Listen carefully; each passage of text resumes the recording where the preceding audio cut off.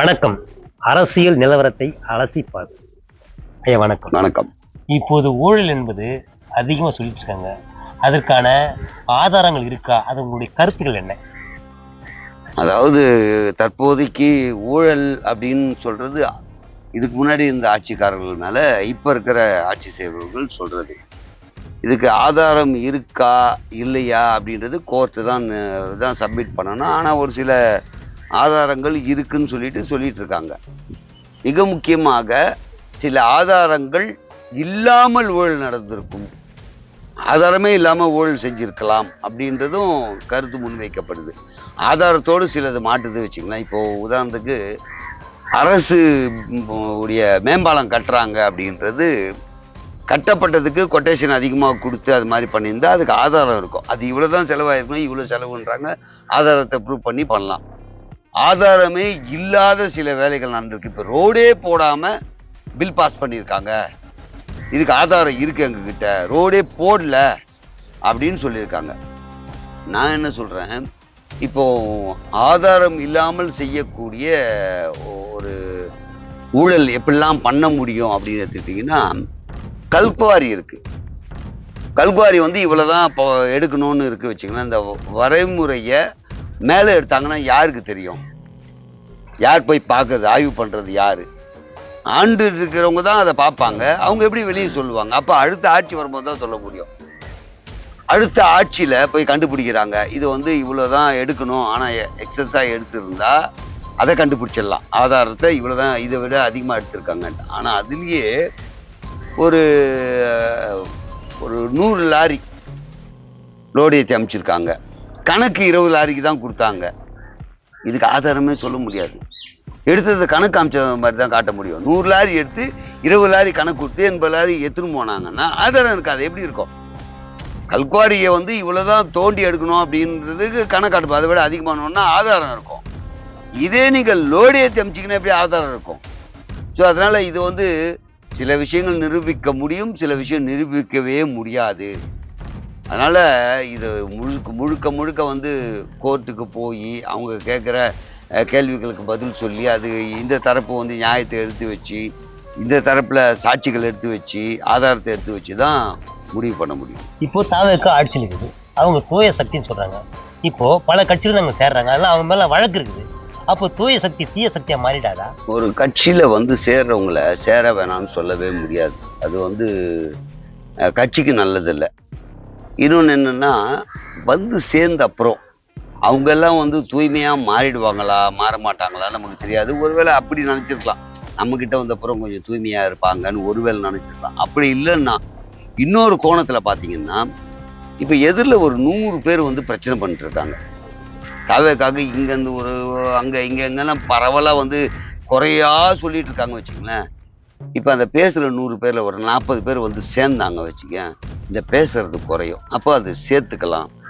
நீங்கள் கேட்ட அடுத்த கேள்வி, தூய சக்தி அப்போ தீய சக்தியாக மாறிடாதா? அதுக்கு நான் என்ன சொல்கிறேன், உள்ளே சேர்த்துட்டு இந்த 40 பேரும் சேர்ந்துட்ட அப்புறம் இதுவுடைய வழக்கு தொடங்குது வச்சுங்களேன். இப்போ சேர்ந்தவங்க மேலே வழக்கு தொடுத்துருக்காங்க. அந்த வழக்கு தோண்டி எடுக்கிறாங்கன்னும் போது தாவேக்கா காப்பாற்றினாதான் தப்பு. நீ என் கட்சியில் சேர்ந்துட்டீங்க, நீங்கள் கெட்டவங்க தான், நான் காப்பாற்றுறேன் என் கட்சியில் சேர்ந்ததுனால அப்படின்னு சொல்லாமல், அப்போ அவங்க என்ன சொல்லுவாங்க, ஐயா நீங்கள் நம்ம கட்சியில் சேர்ந்துருக்கீங்க ஒத்துக்கிறேன், ஆனால் நாங்கள் தூய சக்தி, எங்கள் கட்சியில் இருக்கிறவங்களையே நாங்கள் ஆல்ரெடி கட்சி தொடங்கும் போது இருந்தவங்களையே நானே எந்த தப்பு பண்ணக்கூடாதுன்னு நீங்கள் சேர்ந்துருக்கீங்க, உங்கள் மேலே தப்புன்றாங்க. நீங்கள் வழக்கை போய் அட்டன் பண்ணி அது இல்லைன்னு ப்ரூவ் பண்ணிட்டு வாங்க, ஆனால் நான்லாம் காப்பாற்றி விட மாட்டேன் அப்படின்னு அவர் சொல்லிட்டாருன்னா தூய சக்தி தான். சேர்றதே தீய சக்தின்னு சொல்ல முடியாது. ஒருத்தர் வரவங்களை எப்படிங்க வேணான்னு சொல்ல முடியும்? அதனால சேர்த்துருப்பாங்க. இது பொறுத்து இருந்தான் பார்க்கணும். இவர் ஒருவேளை சேர்ந்ததுக்காக ஏதாவது காப்பாற்றி விட்டாங்கன்னா அப்போ நம்ம சொல்லலாம் இது தீய சக்தின்னு.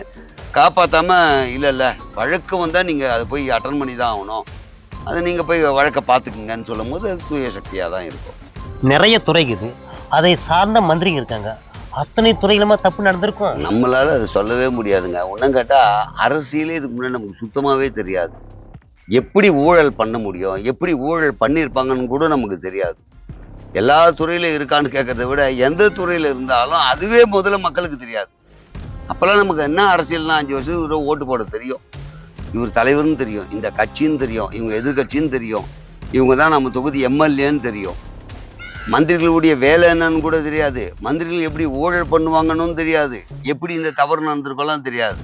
இப்போதான் மக்களுக்கே பொதுமக்களுக்கே புரிஞ்சிருக்கு, ஓ ஊழலை இப்படிலாம் பண்ண முடியுமா, ஊழல் பண்ணியிருக்காங்களா அப்படின்னா என்ன, ஊழல்னாவே என்னன்னு இப்போதான் புரியுது.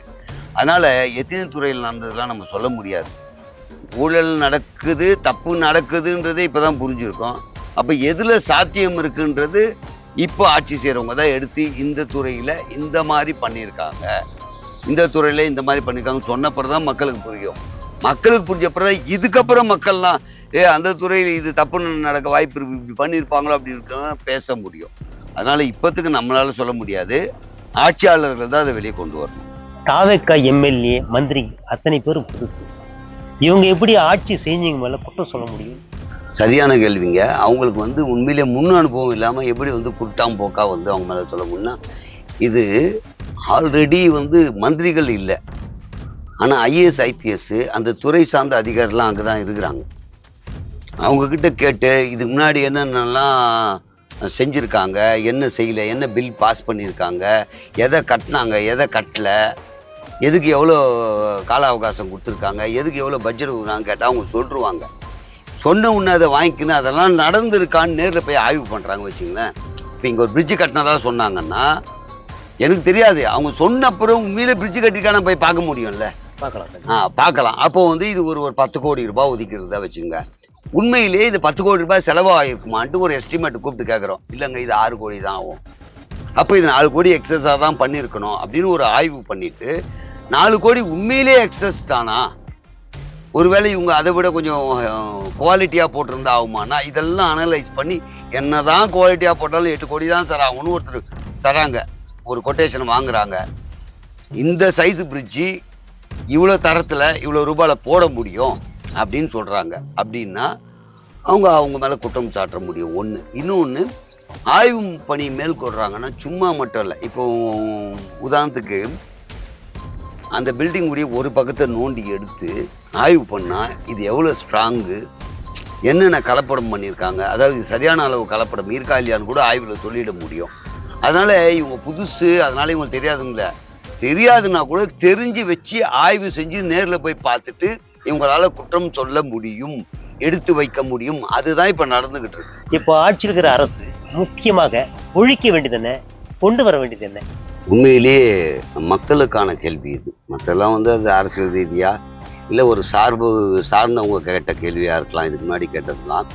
இது மக்களுடைய கேள்வியாக இருக்கும்போது அரசு அலுவலகங்களில் வேலை நடக்க வேண்டும், லஞ்சம் கொடுக்காமலே நடக்கணும் அப்படின்றது மக்கள் எதிர்பார்ப்பு. அப்போ லஞ்சம் ஒழிக்கப்பட வேண்டும், ஈஸியாக போய் அணுக வேண்டிய நிலைமையில் இருக்கணும், லஞ்சம் கொடுக்கக்கூடாது. இது இன்னொரு விஷயம் பார்த்தீங்கன்னா, மது ஒழிக்க வேண்டும் அப்படின்றது எல்லாருடைய கோரிக்கையும். மோஸ்ட்லி மது ஒழிக்கணும் அப்படின்னா அதை ஒழிக்க வேண்டும்.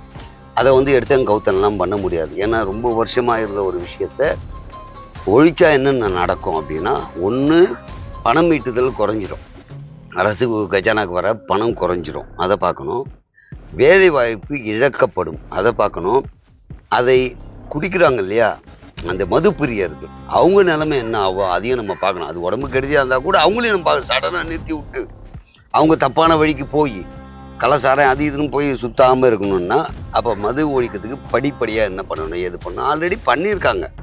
அதான் மசூதி, சர்ச்சு, கோயில், பள்ளி பகுதியில் இருக்கக்கூடாதுன்னு தூக்குனாங்க. இதை படிப்படியாக குறைச்சி வர வேண்டிய ஒரு நிலைமை இருக்குது. ஆல்ரெடி நம்மளே வீடியோவில் சொல்லியிருக்கோம், லைசன்ஸ் முறை கொண்டு இந்த வயதினர் இதன் காரணமாக இவ்வளவு வாங்கி குடிக்கலாம்னு ஒரு சிஸ்டம் கொண்டு வரலாம். அப்படி கொண்டு வந்தால் அதை குறைக்க முடியும், நாளடைவில் ஒழிக்க முடியும். ஒன்று. இன்னொன்று, பனை மரம் ரொம்ப ரொம்ப ரொம்ப தேவையான ஒன்று.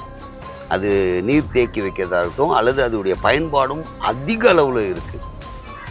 அதை கல் இருக்கு இல்லையா, அதை கொண்டு வரலாம், அதையும் கொண்டு வரலாம்ன்றது என் பார்வைக்கு நான் சொல்கிறேன். இது யாரோ தனியார் நிறுவனம் மது கம்பெனி ஆலையை தொடங்கி சம்பாதிச்சுன்னு போகிறாங்க. அதை விட ஏழை விவசாயிகள் பனைமரம் வளர்த்து நாட்டுக்கும் நல்லது. அதனால அது அவங்க வருமானம் மட்டும் இல்லை, நாட்டுக்கும் நல்லது, குடிக்கிறவங்களுக்கு பெரிய பாதிப்பு இல்லை, நல்லதுன்னு நான் சொல்ல மாட்டேன், பெரிய பாதிப்பு இல்லை. லிவர் போச்சு, கிட்னி போச்சு, கண் பார்வை போச்சு, அப்படிலாம் பெரிய இது இல்லை. அப்போ இதை வந்து கொண்டு வரணும், மதுவை ஒழிக்கணும் படிப்படியாக. கல்லுவை கொஞ்சம் கொஞ்சமாக கொண்டு வரணும், கள்ள சாராயத்தை ஒழிக்கணும். கல் கொண்டு வந்தால் நான் தான் சொன்னேன், ஒரு பனை மரத்தை பற்றி நல்ல ஆய்வு பண்ணி இந்த மரம் எவ்வளோ நாளில் வளருது, இந்த மரம் வளர்ந்தால் என்னென்ன யூஸ். சும்மா குட்டாம்போக்கில் நம்மளும் வந்து நம்ம சிட்டிக்குள்ளே வாழ்றதால நம்ம பனைமரத்தை பற்றியே நமக்கு தெரியாது, ஆனால் எல்லாம் சொல்கிறாங்கன்னு நம்ம சொல்லியிருப்போம். ஆனால் உண்மையிலேயே ஆய்வு பண்ணணும், தண்ணி தேக்கி வைக்குதா, இதையே ஏரிக்கரையில் நட்டு வச்சாங்க, அப்போ தண்ணி உண்மையிலேயே அங்கே தேக்கி வைக்குதா, அந்த மட்டை என்ன பண்ணுது, கல் குடிக்கிறதால என்ன பயன், அப்போ அது எவ்வளோ விளைச்சல் கொடுக்கும், வருஷம் எவ்வளோ கொடுக்கும், அதுக்கு வந்து பெரிய வந்து செலவு இருக்கா, விவசாயிகளுக்கு உரம் போட்டு டெய்லி போய் ஊதுக்குன்னு ஏற்றுக்குன்னு வைக்கிறது அதெல்லாம் ஒன்றும் இருக்காது எனக்கு தெரிஞ்சு. அப்போ பெரிய கஷ்டம் இல்லாமல் நம்முடைய பண்பாடோடு கூடிய மரத்தையும் வளர்த்து அதன் மூலமாக விவசாயி தன்னுடைய வருமானத்தையும் ஈட்டி அதன் மூலமாக மக்களுக்கு பெரிய பிரச்சனை தராத கல்லையும் கொடுக்கலாம்ன்றது என்னுடைய பார்வைக்கு சொல்கிறேன். அப்போ மதுவை ஒழிக்க வேண்டும், கள்ளுக்கடை கொண்டு வர வேண்டும் அப்படின்னு நான் நினைக்கிறேன். அது முன்னாடி சொன்னது தான், லஞ்சம் லாவண்யம் இல்லாத அரசு அலுவலகம் இருக்க வேண்டும், அதை ஒழிக்க வேண்டும். அரசு மிக முக்கியமாக கொண்டு வர வேண்டிய விஷயம் என்ன? மக்களுக்கு பயனளிக்கின்ற எல்லா விஷயமுமே மிக முக்கியம்தான். அதில் நீங்கள் கேட்டிங்கன்னா ஒவ்வொரு பார்ட்டாக நம்ம பார்த்துட்டு போனோம்னா, அரசு வேலையில் காலியிடங்கள் இருக்குது, நிரப்பப்பட வேண்டும். அது காவல்துறையிலையும் இருக்குது, மருத்துவத்துறையிலும் இருக்குது, நீதித்துறையிலையும் இருக்குது, எல்லா துறையிலையுமே இருக்குது. அதை வந்து நிரப்பப்பட வேண்டும். நிரப்பப்படுறதால என்ன யூஸ் அப்படின்னா, ஒன்று வேலை ஆகும் கவர்மெண்ட் ஆஃபீஸில், இன்னொன்று நிறைய பேருக்கு வேலை கிடைக்கும், வேலையில்லா திண்டாட்டம் இருக்கு இல்லையா. ஸோ அது ரொம்ப முக்கியமாக கருதுகிற விஷயம், இதை கொண்டே வந்தாகணும் சார். அப்படி கொண்டு வந்தா சம்பளம் ஒன்றுக்குதுல்ல, அது நிதி தேவையாச்சு சார். நிதி தேவைதாங்க. அப்போ நிதி இல்லைன்றதுக்காக இப்போ ரிட்டையர் ஆகிறவங்களாம் அப்படியே விட்டிங்கன்னா காலியிடங்கள் அதிகமாகினே போகும், வேலை நடக்காது, இல்லை வேலை பளு அதிகமாகும். அதனால இவங்க என்ன பண்ணுவாங்க, எல்லா டேபிள் வேலையை நான் செய்கிறேன்னு லஞ்சம் வாங்க தான் செய்வாங்க. ஸோ அவங்கவுங்க வேலை என்னென்னு பிரித்து கொடுத்து ஆட்களை நிரப்பி ஆகணும். நீங்கள் சொல்கிற மாதிரி நிதி பற்றாக்குறை வரும் அப்படின்னு நம்ம நினச்சா இப்போ வராதுன்ற மாதிரி தான் இவங்க பண்ணிகிட்டு இருக்காங்க. எப்படின்னா, அனைத்து துறை உடைய வருவாயும் கஜானாவுக்கு வர மாதிரி ஏற்பாடு பண்ணிட்டு இருக்காங்க. இது குறுக்கில் அவர் எடுத்துன்னு போனார், இவர் எடுத்துன்னு போனார், அங்கே பாதி கமிஷன் போச்சு, இங்கே அதெல்லாம் எதுவுமே கிடையாது. அப்போ வந்து 10 ரூபாய்க்கு வாங்குற பொருள் 12 ரூபாய்க்கு பில்லு போட்டு 2 ரூபா அடிக்கிறது, இல்லை 2 ரூபா அதில் அடிச்சின்னு 2 ரூபா கமிஷன் வாங்குறதுனா 8 ரூபா தான் செலவு. இவங்க என்ன சொல்கிறாங்க, 8 ரூபா செலவு 8 ரூபான்னு எழுது, 4 ரூபாய் எக்ஸஸ் செலவே காட்ட போகிறது இல்லை இவங்க. ஏன்னா எக்ஸ்ட்ரா கொடுத்து வாங்குற மாதிரிலாம் ஒன்றும் பண்ண போகிறது. அப்படின்னும் போது நிதி பற்றாக்குறைன்றது குறையும். அப்படி குறையும் போது இந்த மாதிரி விஷயங்கள்லாம் பெருசாக பிரச்சனை வராதுன்னு நான் நினைக்கிறேன். ஆனால் அதுக்கெல்லாம் ஆய்வு பண்ண வேண்டியிருக்கு. சும்மா உட்காந்துட்டு நம்ம பாட்டுன்னு பேசிட்டு போயிடலாம். இதை ஆய்வு பண்ணி எந்த அளவுக்கு வருமானம் ஈட்ட முடியும், எந்தெந்த துறையெல்லாம் வருமானம் ஈட்டும், அதில் வந்து எதெல்லாம் சரி பண்ணணும் அப்படின்றது அவங்க அனலைஸ் பண்ணாவே ரொம்ப நல்ல ஆட்சி கொடுக்க முடியும். அரசுக்கு தேவையில்லாத செலவு என்ன ஆயிட்டு இருக்கா, அதை பற்றி உங்களுக்கு தெரியுமா? நீங்கள் கேட்ட கேள்விக்கு சரியான பதில் சொல்கிறது ரொம்ப கஷ்டம். ஏன்னு கேட்டேன்னா, நான் ஒன்று அரசு அதிகாரியாக இருந்திருக்கணும், இல்லை அரசியலில் நான் எம்எல்ஏ எம்பியாக இருந்திருக்கணும், அல்லது பொருளாதார நிபுணராக இருந்திருக்கணும். இந்த 3மே கிடையாது. சராசரி மனுஷனா, வாக்குரிமை பெற்ற வாக்காளர்கள் ஒருவனாக நான் பார்த்த பார்வைக்கு சொல்கிறேன். இது வந்து எல்லாருக்குமே தெரிஞ்ச விஷயமா இருந்தால் கூட வெளியே யாரும் சொல்லியிருக்க மாட்டாங்க. ஏன்னா இது ஒரு விஷயமாவே நம்ம எடுத்துருக்க மாட்டோம். அரசுடைய கட்டிடங்கள், நிறைய கட்டிடங்கள் கட்டப்பட்டு அதை பராமரிப்பு இல்லாமல் அப்படியே கிடக்கும். அது எதுக்குமே யூஸ் பண்ணியே இருக்க மாட்டாங்க. ஆனால் ஒரு அமௌண்ட் செலவு பண்ணி கட்டி வச்சுருப்பாங்க. அது மாதிரி பெரிய பெரிய பில்டிங்லாம் நிறைய இருக்குது. அந்த பில்டிங்கை வந்து மறுபடியும் அரசு அலுவலகங்கள் அந்த இடத்துல பயன்படுத்தினா யூஸ் ஆகும். ஒன்று.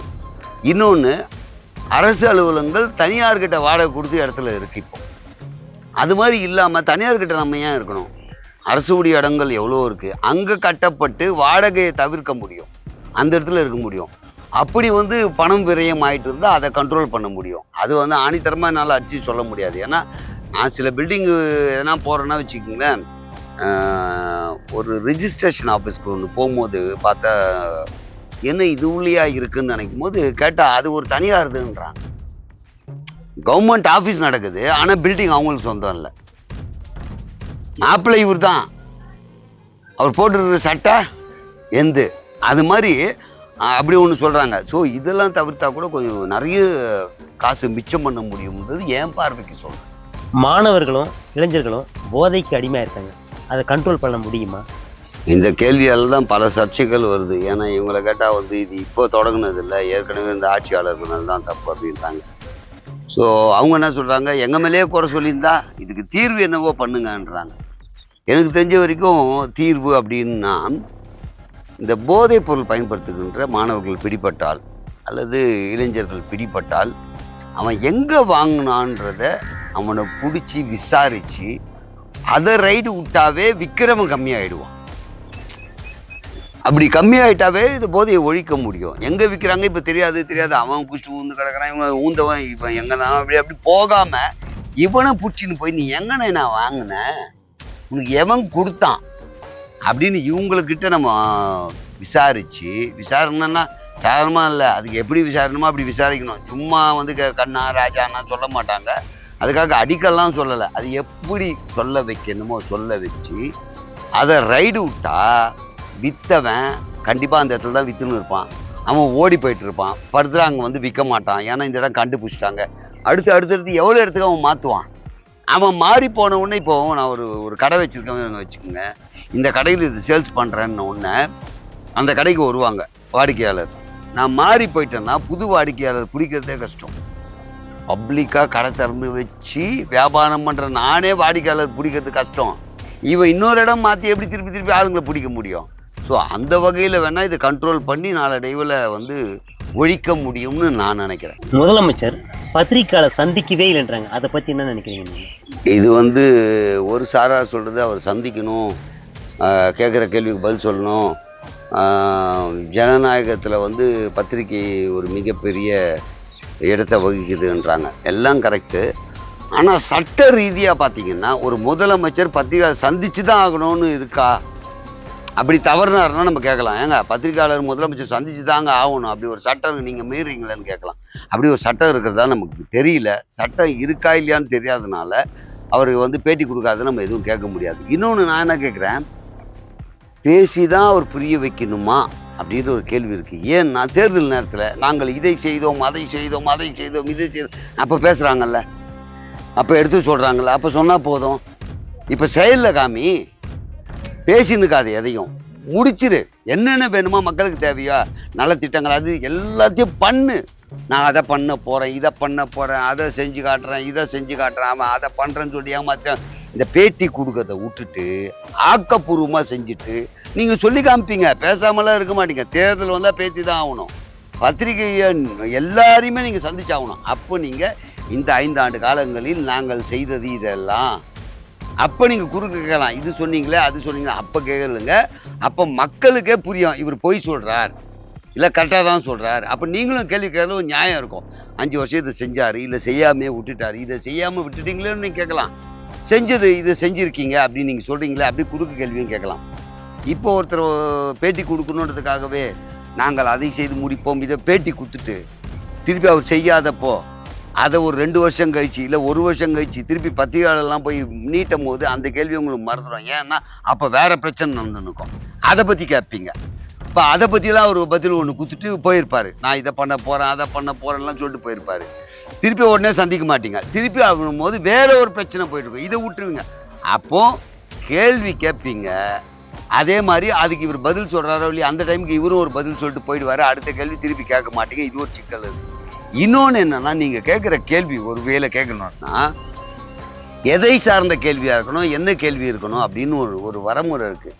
நீங்கள் எல்லாமே அவர் வாயை விட்டு கலரணுன்றதுக்காக யாராக இருந்தாலும் ஏதோ ஒரு வார்த்தையை கேட்டுட்டு அவர் சொன்னதை அது வேற ஒரு கொஸ்டின் மார்க் போட்டு ஆச்சரியக்குறி போட்டு அதுக்கு ஒரு புள்ளியாக ஒரு கண்டினியூன்னு போட்டு விட்டதால அவர் நான் இப்படி சொல்லவே இல்லையே மறுநாள் பேட்டி கொடுக்க வேண்டியது இருக்குது. அவர் வேலையை விட்டுட்டு அவரில் யார் ஆட்சிக்கு வந்தாலும் நீங்கள் ஒரு கொஸ்டின் மார்க் படி இப்படி சொல்லிட்டீங்களே இது கரெக்டா அப்படி கேட்டவுடனே நான் அந்த கோணத்தில் சொல்லவே இல்லைங்க, அவங்கள தப்பாக திருச்சி போட்டாங்க மாற்றி போட்டாங்க, இதுக்கு ஒரு பேட்டி கொடுத்துருந்தோம். நீங்கள் மாற்றி போட்டாங்கன்னு சொல்கிறீங்களே, அப்போ இதுக்கு என்ன தீர்வுன்னு இன்னொன்று வரும். அப்போ இது வந்து நீண்டுக்கிட்டே போதே தவிர தீர்வு வராமல் தெரில. அதனால பேச்சை குறைத்து செயலில் காமிச்சா நல்லதுன்றது என்னுடைய கருத்து. அரசியலை பற்றி பல விஷயங்களை புரிய வச்சுங்க. தொடர்ந்து அடுத்த நேர்காணலில் பார்ப்போம். நன்றி. நான் நன்றியும் சொல்லிட்டு இன்னொரு சொல்லுவேன், அரசியலை புரிய வச்சேன்னாரு. எனக்கு புரிஞ்சதை சொன்னேன், அவ்வளோதான். நான் புரியலாம் வைக்கல, எனக்கு புரிஞ்ச விஷயத்த சொன்னேன். அது சரியாகவும் இருக்கலாம், தவறாகவும் இருக்கலாம். ஒருவேளை சரின்னா இந்த வீடியோவை ஷேர் பண்ணுங்கள், தப்பாக இருந்தால் கமெண்ட் பண்ணுங்கள்.